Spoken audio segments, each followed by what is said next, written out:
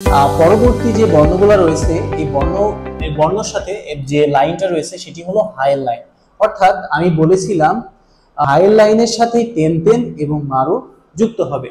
তো এবার আমরা যুক্ত করব মারু। মারু অর্থ শূন্য। আপনাদের গত ভিডিওতে বলেছিলাম মারু অর্থ কি, মারু কোন কোন ক্ষেত্রে ব্যবহৃত হতে পারে। তো মারু যদি আমরা ব্যবহার করি একটি বর্ণের, তাহলে মারুটা সবসময় বর্ণের মাথার উপরে দিতে হবে। অর্থাৎ মারু টেন টেনের মতো মারুও বর্ণের উপরে বসাতে হবে।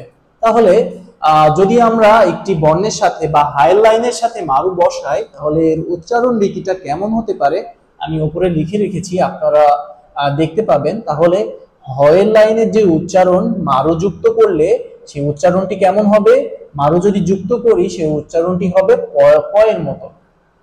অর্থাৎ আমরা এখানে দেখি হায়ের সাথে যদি আমরা মারু যুক্ত করি তাহলে হয়ে যাবে পা।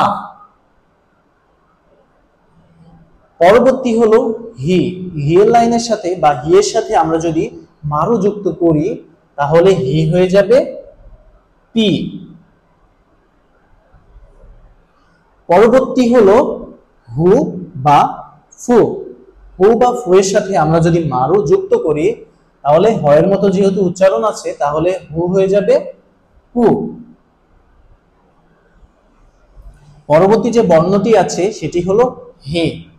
হে বর্ণের সাথে আমরা যদি মারু যুক্ত করি তাহলে হে হয়ে যাবে পয়ের মতো যেহেতু উচ্চারণ, তাহলে হে হয়ে যাবে পে। শেষ যে বর্ণটি আছে সেটি হলো হো। হো এর সাথে যদি আমরা মারু যুক্ত করি তাহলে হো হয়ে যাবে হো। তাহলে প্রথম থেকে আমরা দেখি, হায়ের সাথে মারু যুক্ত করলে হা হয়ে যাবে পা, যেহেতু হয়ের উচ্চারণ মারু যুক্ত করলে পয়ের মতো হয়ে যাবে, হা হয়ে যাবে পা। হি হয়ে যাবে পি। হু হয়ে যাবে হু। হে হয়ে যাবে পে এবং হো হয়ে যাবে পো। তো এখানে আমাদের টেন টেন এবং মারুর শেষ হলো।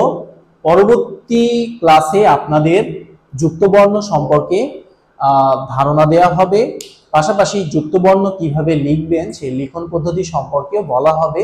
তো আজকের ভিডিওটি এই পর্যন্তই।